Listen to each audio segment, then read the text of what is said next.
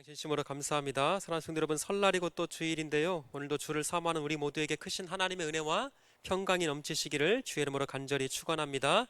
사무엘서 강의 37번째 시간입니다. 지난 시간의 내용을 함께 다시 한번 복습하기를 원하는데요. 다윗은 지금 사무엘 선지자에 의해서 왕으로서 기름 부음을 받았습니다. 그러나 아직까지 공식적인 이스라엘의 왕은 아니었던 것 같아요. 그래서 사울에게 예속되어서 지금 다윗은 이제 세워질 하나님의 나라, 다윗의 나라의 그 왕으로서의 어떤 중요한 훈련을 계속해서 받고 있습니다. 그렇다면 다윗이 지금 이스라엘의 그 왕으로 세워지기 전에 가장 중요하게 하나님께로부터 받고 있는 훈련이 무엇이었을까? 다름 아닌 사람에 관한 훈련을 받고 있었던 거예요. 다윗이 먹을 것이 없어서 고생을 했다거나, 예를 들면 아브라함처럼 먹을 것 때문에 애굽으로 내려갔다거나, 성경에 그런 내용 없습니다. 우리가 성경을 쭉 통해서 알고 있듯이 다윗이 큰 질병에 걸려서 어려움을 당했다거나, 여러분 성경에 그런 내용이 없더라고요. 다윗이 처음부터 끝까지 고생했던 것은 다름 아닌 사람에 관한 문제였습니다. 여러분, 어떤 사람이 이런 말을 했더라고요. 인생 살면서 돈 문제 정말 힘듭니다. 인생 살면서 건강 때문에 겪는 문제 너무나도 힘들어요. 그런데 이것과는 비교를 할 수 없는 사람 때문에 겪는 문제는 너무너무 힘들더라. 이 말에 조금 마음이 좀 갔어요. 지금 다윗이 사람으로 말미암아 혹독한 고난과 아픔을 겪고 있습니다. 지난주에 우리가 살펴본 대로 이 사울에게 쫓겨서 어쩌면 정서적으로 가장 안정이 되었던 사무엘 선지자가 살고 있었던 라마 라요스로 피하였습니다. 거기서 영적인 충전도 얻고 있었고요, 마음의 힐링을 받고 있었어요. 그런데 사울이 거기까지 군대를 보내서 다윗을 잡으려고 하고 있었습니다. 그렇게 3번에 걸쳐서 다윗을 잡고자 하였지만 그 순간마다 하나님의 성령께서 그 모든 것을 막으시고 다윗을 지키시고 다윗을 보호해 주셨던 거예요. 그런데 이제 사울이 참다 못해서 직접 다윗을 잡기 위해서 이 라마 라요스로 떠나게 됩니다. 그런데 우리가 지난주에 살펴본 대로 그것까지 누가 막으셨어요? 하나님께서 막아 주셨어요. 그런데 문제가 뭐냐면, 그럼에도 불구하고 다윗이 갖고 있었던 사울에 대한 두려움을 완전하게 해결할 수는 없었던 것 같아요. 여러분, 중요합니다. 다시요. 지금 사울이 적극적으로 다윗을 죽이려고, 다윗을 잡기 위해서 군대를 보내고, 사울이 직접적으로 다윗을 잡기 위해서 지금 쫓아가고 있어요. 그럼에도 불구하고 하나님께서 그 모든 것들을 막으시고 다윗을 보호하시고 다윗을 지켜주셨습니다. 그런데 그럼에도 불구하고 다윗의 마음 가운데 그 사울을 향한 두려움이 완전하게 해결된 것은 아니었다. 여러분, 그렇습니다. 인간이 갖고 있는 모든 두려움은 하나님께서만 해결해 주실 수 있다. 여러분 이걸 믿으셔야 돼요. 믿으십니까? 다시요. 지금 하나님께서 다윗을 지키시고 다윗을 보호하시고 다윗의 가는 모든 걸음을 인도해 주셨음에도 불구하고 다윗이 그 순간 하나님을 향한 온전한 믿음과 하나님의 소망 되심을 잃어버리는 순간 다윗의 마음 가운데 두려움이 찾아올 수밖에 없었던 거예요. 그렇게 다윗이 사울을 피해서 또다시 도망길을 가게 되는데, 그렇게 도망하다가 오늘 21장에 보면 놉당이라고 하는 이 성소를 찾아가게 됩니다. 그리고 21장에서는 이제 이곳에서 벌어지는 그 어떤 다양한 사건을 다루고 있는데, 오늘 1절에 보면 이렇게 시작하고 있어요. 자, 1절 한번 다시 볼까요? 같이 한번 읽어보겠습니다. 시작. 다윗이 노베 가서 제사장 아히멜렉에게 이르니 아히멜렉이 떨며 다윗을 영접하여 그에게 이르되 어찌하여 내가 홀로 있고 함께하는 자가 아무도 없느냐 하니. 아멘. 자, 여러분, 이 놉당이라고 하는 곳에는 하나님께 제사하는 성소가 있었습니다. 지금 예루살렘 성전이 아직 없었기 때문에 이스라엘 각 지방마다, 이스라엘 각 지역마다 하나님께 제사하고 하나님께 예배하는 곳이 있었던 것 같아요. 지금 다윗이 사울을 피해 도망 다니다가 이곳 노비라고 하는 땅에 이 성소 안으로 불쑥 들어가게 된 것입니다. 그런데 이곳에서 지금 제사장으로 섬기고 있었던 이 아히멜렉이 그런 다윗을 보자마자 영접은 하기는 했지만 두려워 떨었던 거예요. 그러면 보세요, 여러분. 이 아히멜렉이 왜 떨고 있었을까? 당연히 아히멜렉도 알고 있었습니다. 이 나라의 최고의 권력자인 사울이 다윗을 찾고 다윗을 죽이려고 하고 있다라고 하는 것을 이 제사장도 잘 알고 있었거든요. 그런데 그런 다윗이 지금 불쑥 성전 안으로 들어오자 깜짝 놀라서 두려움에 떨 수밖에 없었던 것입니다. 여러분, 굳이 예를 들어보면 어떤 사람이 감옥에서 탈출을 했어요. 연일 TV나 신문에서 그 사람의 얼굴을 막 보도하면서 이 사람이 얼마나 위험한 사람인지 막 신고하세요. 옛날에 그 신창원 그 사건이 있었잖아요. 마치 그런 것처럼 어떤 한 감옥에서 탈출한 사람이 연일 TV나 신문에서 막 그 사람의 얼굴을 보여주고 있는데 그런 지명수배자가 갑자기 우리 교회 안으로 불쑥 들어오더니 저한테 와서 먹을 것 좀 주세요. 만약에 그러면 제가 얼마나 놀래겠어요? 마치 지금 그런 상황입니다. 아히멜렉이 깜짝 놀랐지만 다윗을 영접하며 이렇게 묻고 있습니다. 자, 1절 한번 다시 띄워주실래요? 1절이 중요하냐면, 왜 중요하냐면 이르되 어찌하여 네가 홀로 있고 함께 하는 자가 아무도 없느냐. 자, 밑줄을 꼭 쳐놓으셔야 됩니다. 무슨 말이냐면 동행자도 없이 어떻게 혼자 오셨습니까? 곁에 아무도 없어요? 아니, 추종하고 따르는 사람도 많을 텐데 어떻게 이렇게 혼자만 다니고 있습니까? 이렇게 묻고 있는 거예요. 근데 사랑하는 성도 여러분, 이 지금 아히멜렉이 다윗을 향해서 질문하고 있는 이것에 많은 것을 함축하고 있습니다. 자, 지금 다윗이 비록 사울에게 쫓기고 있어요. 쫓겨서 도망 다니고 있습니다. 그럼에도 불구하고 다윗은 지금 많은 사람들에게 인정받았을 뿐만 아니라 많은 사람들에게 인기를 누리고 있었어요. 이미 이스라엘 나라 안에서는 이런 노래가 유행하고 있었습니다. 사울이 죽인 자는 천천히요, 다윗이 죽인 자는 만만이로다. 이런 노래가 유행을 하고 있을 만큼 굳이 우리식으로 표현을 하면 야야야, 그 다음 뭐예요? 내 나이가 어때서, 보약 같은 친구. 마치 그런 것처럼 이스라엘 나라 안에 사울이 죽인 자는 천천히요, 다윗이 죽인 자는 만만이로다. 이런 노래가 유행을 하고 있었을 뿐만 아니라 심지어는 이스라엘을 넘어서 저 블레셋 사람들까지도 다 알고 있을 만큼 나라 안팎을 넘어서 지금 다윗은 인기를 얻고 승승장구하고 있는 그런 상황이었어요. 자, 근데 사랑하는 성도 여러분, 한번 잘 들어보세요. 그래서 다윗이 마음 먹고 깃발만 들기만 하면 얼마든지 세력을 모을 수 있었고 얼마든지 그 힘으로 저 불의한 사울을 대항할 수도 있었다니까요. 더군다나 정치공학적으로 왕의 사위였습니다. 충분한 명분도 가질 수 있었습니다. 그리고 우리가 지난 시간을 통해서 계속 살펴본 대로 다윗은 군대의 지휘관이었어요. 이 군인으로서 실력이 얼마나 출중했던지 다윗이 나가서 싸움만 하면 대승을 거두게 됩니다. 여러분 한번 생각해 보세요. 다윗을 따르고 있는 그런 부하들이 다윗이 싸움에 나가기만 하면 이기는 거예요.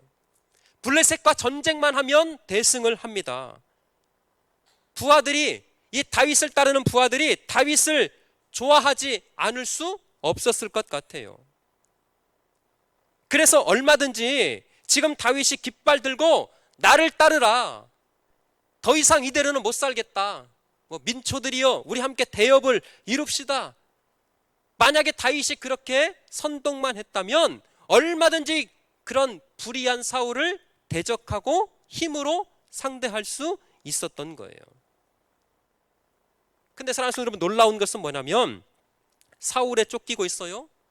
그리고 목숨이 위태로운 이 순간에도 한 번도 다윗은 자신이 갖고 있는 그 힘을 이용하고 있지 않더라는 거예요. 여러분, 굉장히 중요합니다. 이것이 어쩌면 하나님께서 다윗을 사용하시고 하나님께서 다윗을 사랑하시는 가장 중요한 이유였지 않았을까? 왜냐하면 힘으로 문제를 해결하지 않습니다. 그렇다고 권력으로 해결하지 않고요. 다윗이 설령 돈을 가지고 있었던들 그 돈으로 이 문제와 이 사건을 해결하고 있지 않다라는 거예요. 다시 중요합니다. 다윗이 힘이 없거나 다윗이 권력이 없었던 거나 다윗이 능력이 없었던 것 아니라니까요.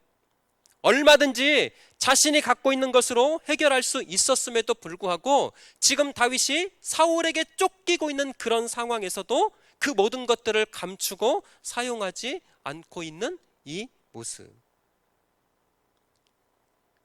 여러분 한번 생각해 보세요. 힘은 갖고 있는데 그 힘을 사용하지 않고 그 힘을 감추고 있다면 그것도 웬만한 영성과 실력이 아니고는, 인격이 아니고는 쉬운 일은 분명 아닐 것 같아요.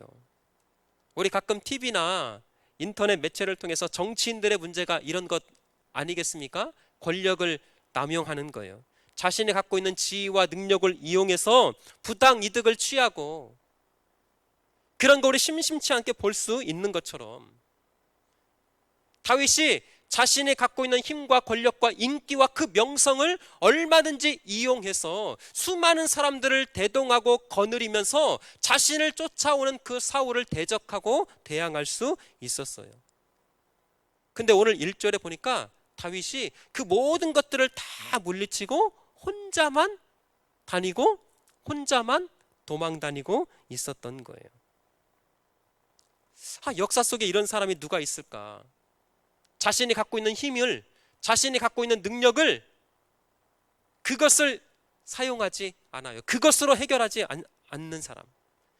당연히 묵상을 하는데 우리 주 예수 그리스도가 생각날 수밖에 없었습니다. 여러분, 우리가 믿고 섬기는 그 예수 그리스도 전능하신 하나님이셨어요.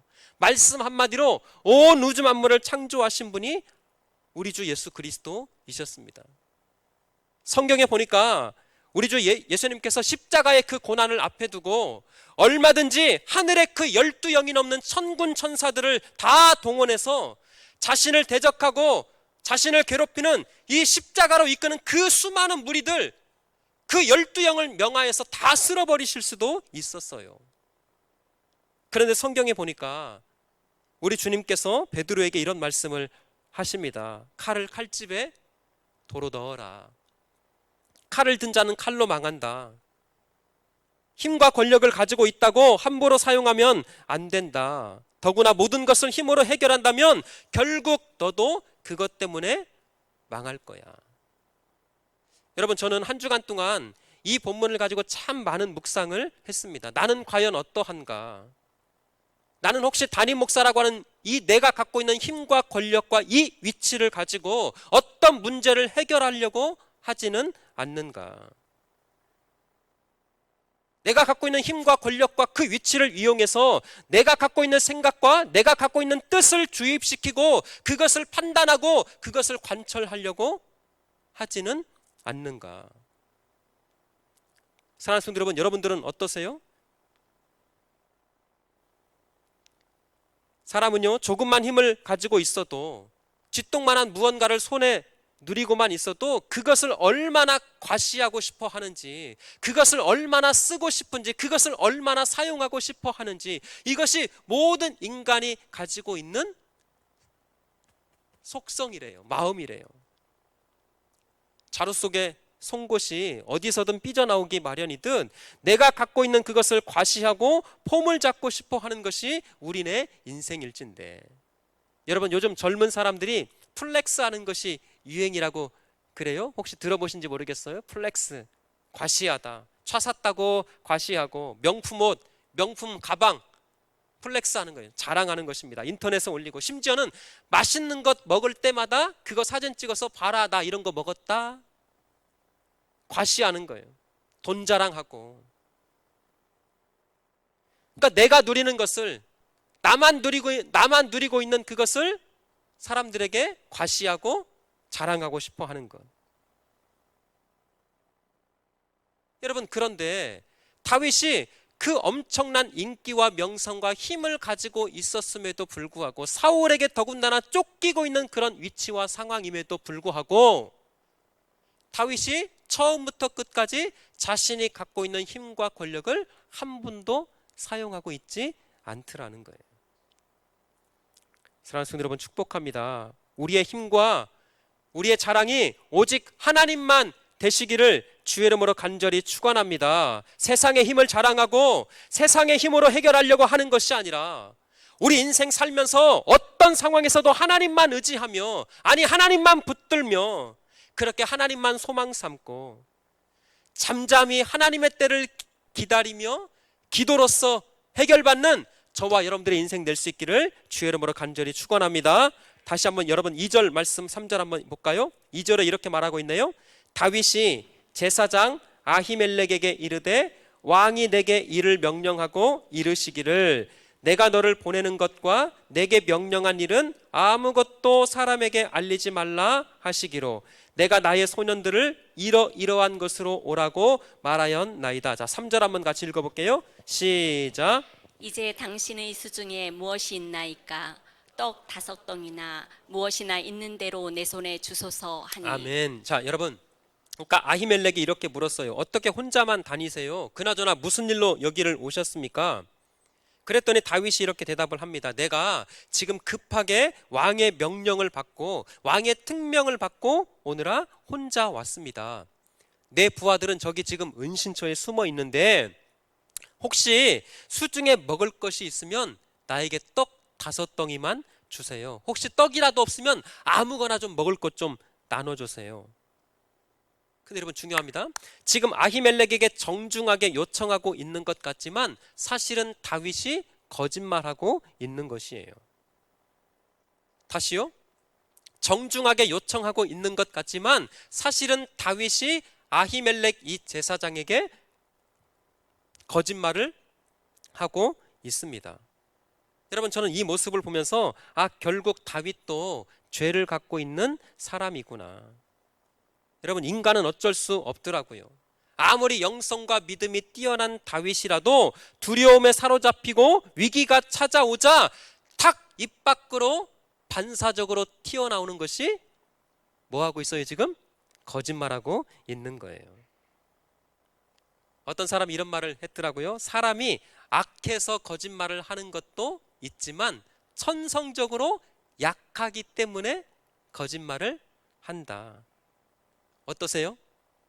그런 게 진짜 있는 것 같아요. 지금 다윗이 그런 모습입니다. 다윗이 하나님을 향한 믿음도 있어요.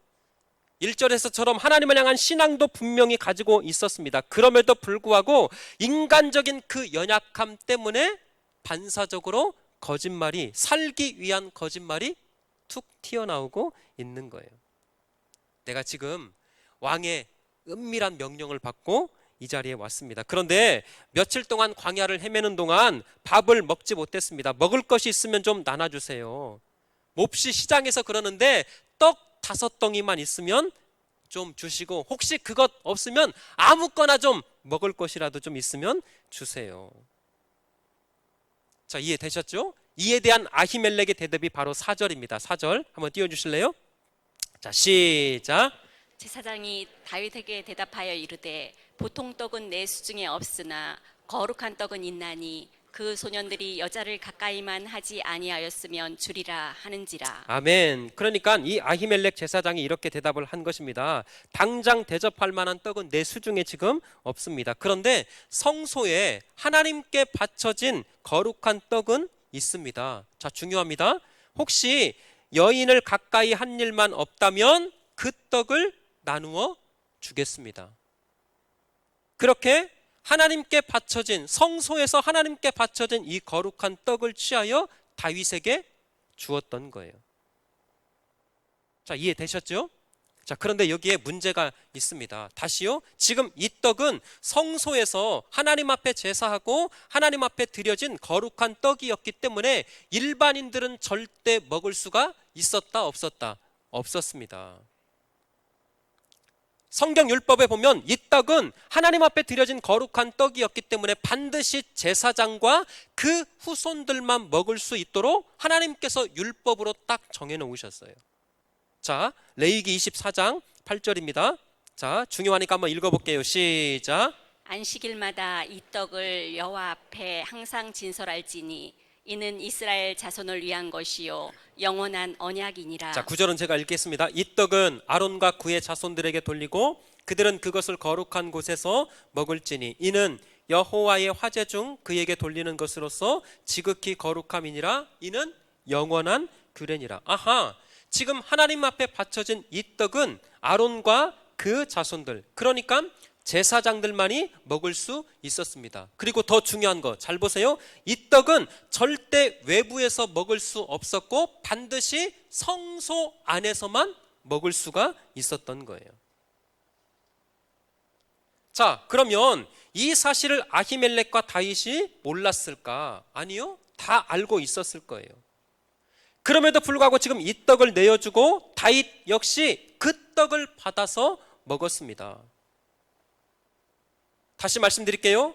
다윗은 우리가 잘 알고 있는 대로 유다 지파 사람이었습니다. 레위 지파 제사장이 아니었어요.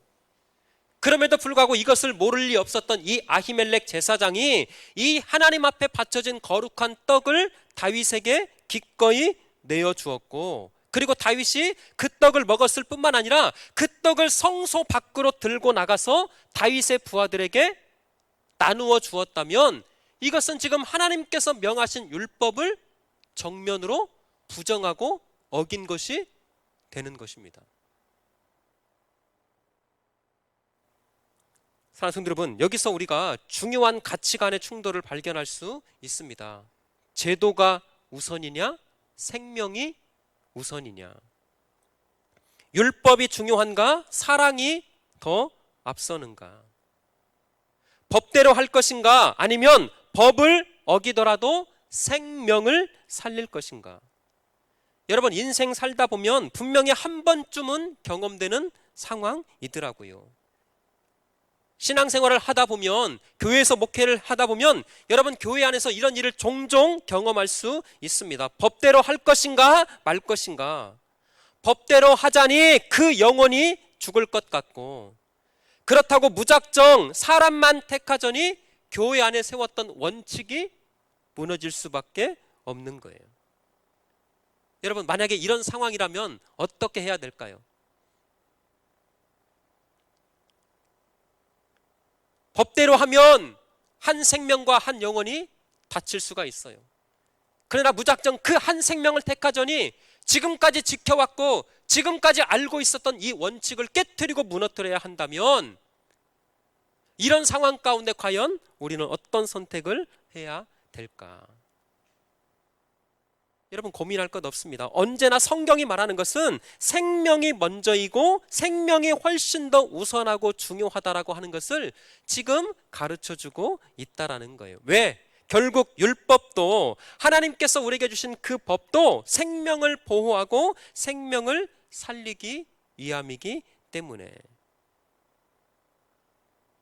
이 아히멜렉 제사장이 하나님 앞에 드려지는 이 거룩한 떡을 다윗에게 주었습니다. 그리고 나서 성경에 보면 그 거룩한 떡을 다윗에게 주었다고 하나님 앞에 책망을 받았다거나 그것 때문에 하나님의 심판을 받았다거나, 여러분, 그런 것 없습니다. 마찬가지예요. 제사장들만 먹을 수 있었던 이 거룩한 떡을 제사장과 그 부하들이 먹었다고 해서 하나님의 저주와 하나님의 심판을 받았느냐? 여러분, 그런 내용 전혀 없습니다. 왜요?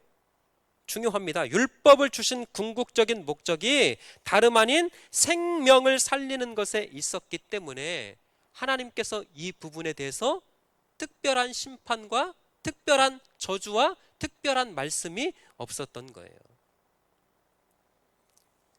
사랑하는 성도 여러분, 저는 기도합니다. 우리 교회가, 우리 사랑하는 성도들이 인생 살면서 가장 중요한 삶의 가치관을 생명을 살리는 것에 두기를 주의 이름으로 축복합니다. 왜냐하면 우리 주 예수 그리스도께서 이 땅에 오신 목적도 결국 죽어가는 그 영혼과 죽어가는 생명을 살리기 위해서 이 땅에 오셨기 때문에. 그래서 오늘 본문은 그것을 미리 가르쳐주고 있는 아주 중요한 사건이에요. 제도보다 생명이 훨씬 더 중요하고, 제도보다 사랑이 왜 중요한가를 우리 주 예수 그리스도께서 직접적으로 말씀을 하셨다면 우리가 잘 알고 있는 마태복음 12장에 가면 오늘 있었던 이 사건을 우리 주 예수 그리스도께서 그대로 인용하고 있다라고 하는 것을 발견하게 됩니다. 자, 그 본문을 한번 찾아보고 이제 말씀을 좀 마무리하려고 하는데요. 마태복음 12장 1절입니다. 그때에 예수께서 안식일에 밀밭 사이로 가실새. 자, 중요합니다. 어떤 때요? 안식일에. 유대인들이 가장 철저하게 지키는 율법 중에 율법이 무슨 날이냐면 안식일이었어요. 자, 다시요. 그때에 예수께서 안식일에 밀밭 사이로 가실새 제자들이 시장하여 이삭을 잘라 먹으니. 2절. 바리새인들이 보고 예수께 말하되 보시오, 당신의 제자들이 안식일에 하지 못할 일을 하나이다. 자, 이해되셨죠? 안식일 날 지금 제자들이 이삭을 잘라서 먹었어요. 그랬더니 그것을 보고 제자들이, 아니 바리새인들이 정죄합니다. 봐라, 안식일을 범했다.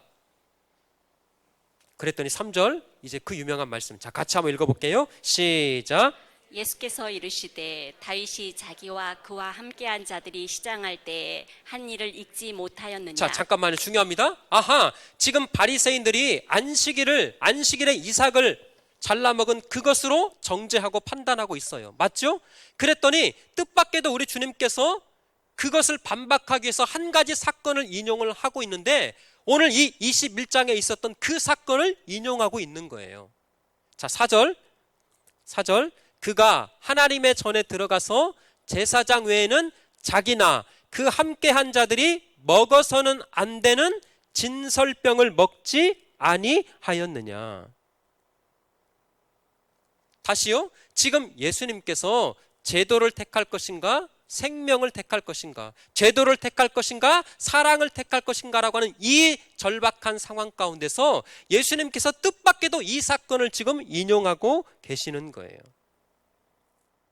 자, 그러면서 5절, 6절, 7절 다시 한번 볼게요. 또 안식일에 제사장들이 성전 안에서 안식을 범하고도 죄가 없음을 너희가 율법에서 읽지 못하였느냐. 그 사건이에요. 아히멜렉의 제사장이 떡을 나누어 준 거. 자, 그러면서 마지막을 이렇게 하고 있습니다. 6절입니다. 시작. 내가 너희에게 이르노니 성전보다 더 큰 이가 여기 있느니라. 7절 시작. 나는 자비를 원하고 제사를 원하지 아니하노라 하신 뜻을 너희가 알았더라면 무죄한 자를 정죄하지 아니하였으리라. 아멘. 여러분, 너무나 중요합니다. 우리 주 예수님께서 안식일에 제자들이 시장에서 이삭을 잘라 먹었던 그것을 트집 잡고 비난하는 바리새인들을 향해 너희들이 그토록 믿음으로 섬기는 이 다윗도 안식일에 거룩한 떡을 먹었다. 그것이 잘못된 일이냐? 율법보다 생명을 택한 것, 율법보다 정죄보다 제도보다 사랑을 택한 것은 오히려 훨씬 더 잘한 일이다. 그렇게 지금 인정해주고 있었다라는 거예요. 왜요? 율법의 정신, 예수 그리스도께서 이 땅에 오신 목적은 법으로 말미암아, 율법으로 말미암아 그 사람을 정죄하고 판단하는 것이 아니라 그 사람에게 사랑을 베풀고 그 사람에게 생명을 베푸는 것임을 너무나 중요하게 말씀하셨기 때문에, 그렇기 때문에 우리 주님께서 지금 이 사건을 직접적으로 언급하고 있었던 거예요. 그래서 사랑하는 성도 여러분, 율법이 사랑이라고 하는 것을 몸소 가르치시고 몸소 보여주시기 위해서 우리 주 예수 그리스도께서 그 높고 높은 하늘의 영광의 보좌를 버리시고 육신의 몸을 입으시고 이 땅에 오셔서 십자가에 달려 죽으셨던 거예요. 사랑하는 성도 여러분, 말씀을 마치겠습니다. 오늘 말씀을 통해서 우리는 중요하게 스스로에게 이런 질문을 좀 던질 수 있어야 하지 않을까요? 나는 과연 생명을 살리는 삶을 살아가고 있는가? 우리 교회는 과연 생명을 살리고 있는가? 하나님께서 내게 주신 모든 것들을 통해 나는 과연 다른 사람을 용서하고 사랑하고 다른 사람의 영혼을 살리고 있는가? 내 말과 내 행동을 통해서, 내 신앙의 모든 행위를 통해서 다른 사람들이 힘을 얻고 살아나고 생명을 얻어가고 있는가? 오늘 이 21장의 사건을 통해서 사랑하는 성도 여러분, 하나님께서 성경이 저와 여러분들에게 가장 중요하게 던지고 있는 질문이에요. 나는 과연 생명을 살리고 있는가? 나는 사랑을 우선하며 다른 사람들의 그 영혼을 회복시키고 다른 사람들의 그 영혼이 그리스도 예수 앞에 돌아와서 그 예수로 말미암아 참된 행복과 기쁨과 안식을 누리는 그런 인생을 살아가고 있느냐고요. 사랑하는 성도 여러분, 올 한 해 더 사랑할 수 있기를 주의 이름으로 축복합니다. 우리가 살아가는 세상, 우리 교회, 우리 가정, 옳고 그름을 몰라서 변화가 안 되고 옳고 그름을 몰라서 성장이 안 되고 분열이 있는 것 아니더라고요. 사랑 때문에, 사랑이 부족해서, 더 용서하지 못해서.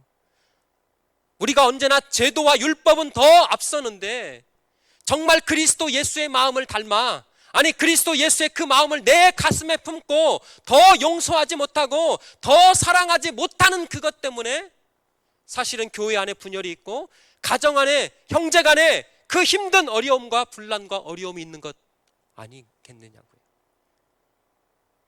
다시금 축복합니다. 사랑하는 성도 여러분, 하나님을 더 사랑하시되 우리 가족, 우리 자녀들, 우리 형제, 자매 더 사랑하는 그런 한 해가 될 수 있기를 주의 이름으로 축원합니다. 그럴 때 하나님의 기적이 있을 거예요. 여러분, 마지막으로 이 영화 이야기 제가 1분 동안만 하고 마치려고 그래요. I am Sam이라고 하는 실제적으로 영화가 있습니다. 저녁에 설 기간에 이 영화를 추천해 드려요. 20년 전에 나온 영화지만 진짜 좋은 영화입니다. 미국에서 있었던 실제 이야기예요. 7살 지체 장애를 갖고 있는 아빠가 8살 난 딸 아이를 키우고 있어요. 근데 말씀드렸듯이 아빠가 정신지체가 7살이기 때문에 법적인 제도로 이 아이가 8살이 되는 순간은 아이를 키울 수가 없습니다. 근데 이 아빠는 계속해서 이 아이를 키우고 싶어 하고요. 이 딸도 아빠와 같이 지내고 싶어 해요. 근데 법적인 제도는 그렇게 할 수가 없었어요. 재판이 열렸습니다. 정부는, 나라는 법상 이 아빠와 아이를 절대 분리시켜야 된다. 왜요? 아빠의 지능이 약하기 때문에. 아빠는 아니다, 내가 키울 수 있다. 이 8살 난 이 딸 아이에게 가장 필요한 것은 법적인 제도가 아니라 아빠의 사랑이다. 여러분, 재판이 벌렸어요. 실제적으로 있었던 재판입니다. 이 재판이 누구의 승리로 끝났을까요? 아빠가 아이를 키우는 것으로 끝났어요. 물론 아이가 살아가는데 법적인 제도, 여러 가지 다양한 환경 너무나 중요합니다. 그런데 이 재판에서 말하는 것은 뭐냐면 이 아이에게 가장 필요한 것, 이 아이가 온전한 인격으로서 가장 필요한 것은 다름 아닌 아빠의 사랑입니다. 사랑하는 우리 부모님들, 사랑하는 우리 할머니, 할아버지들, 우리 가족들에게 지금 가장 필요한 것은 판단과 정죄와 제도가 아니라 내 사랑이라고 하는 것을 가슴에 품고 올 한 해 더 사랑하심으로 우리 가정, 우리 교회가 풍성하신 하나님의 은혜를 덧입는 그런 은혜가 있기를 주의 이름으로 축원합니다.